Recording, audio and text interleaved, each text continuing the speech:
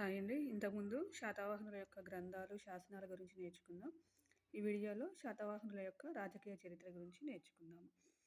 మూల పురుషుడు శాతవాహనుడు, రాజ్య స్థాపకుడు శ్రీముఖుడు, గొప్పవారు గౌతమిపుత్ర శాతకర్ణి, చివరివాడు మూడవ పులోమావి.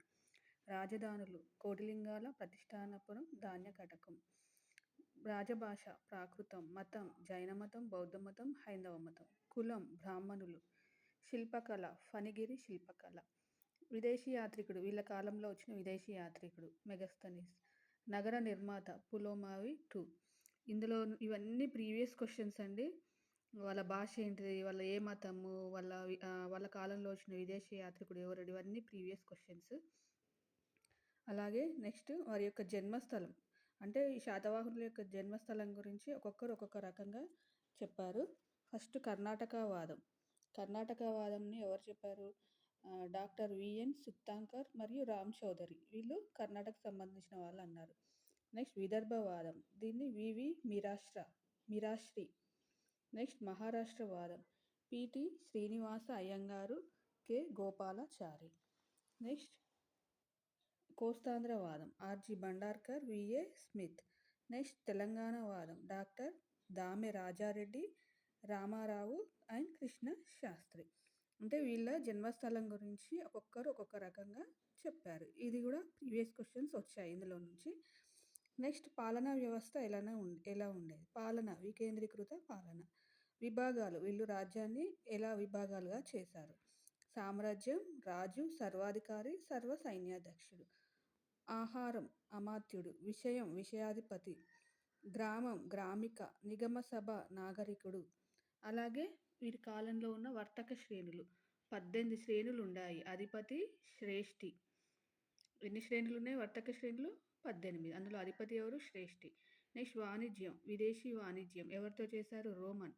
స్వదేశీ వాణిజ్యం, తెలంగాణ కోటిలింగాల, ధూళికట్ట. ఏపీలో ధాన్యకటకం, మహారాష్ట్రలో ప్రతిష్టానపురం, నాసిక్, కర్ణాటకలో వైజయంతి.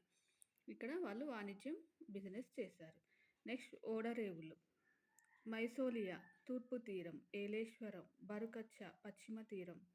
నెక్స్ట్ నాణాలు ఏం వాడారు? బంగారు నాణెం, సువర్ణం, కర్షపణం.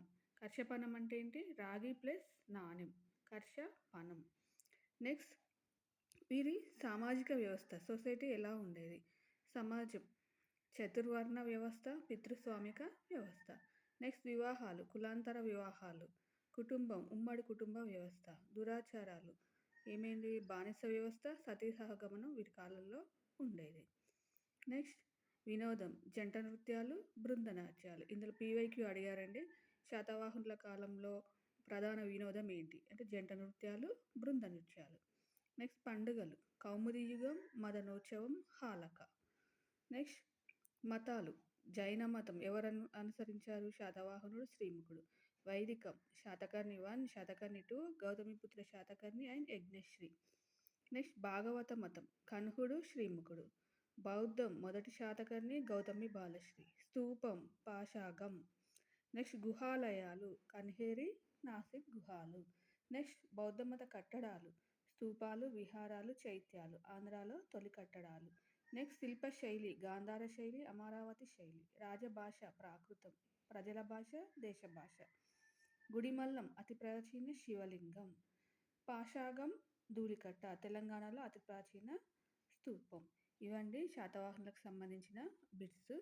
ఈ వీడియో కనుక మీకు హెల్ప్ఫుల్ అయితే ప్లీజ్ సబ్స్క్రైబ్ మై ఛానల్.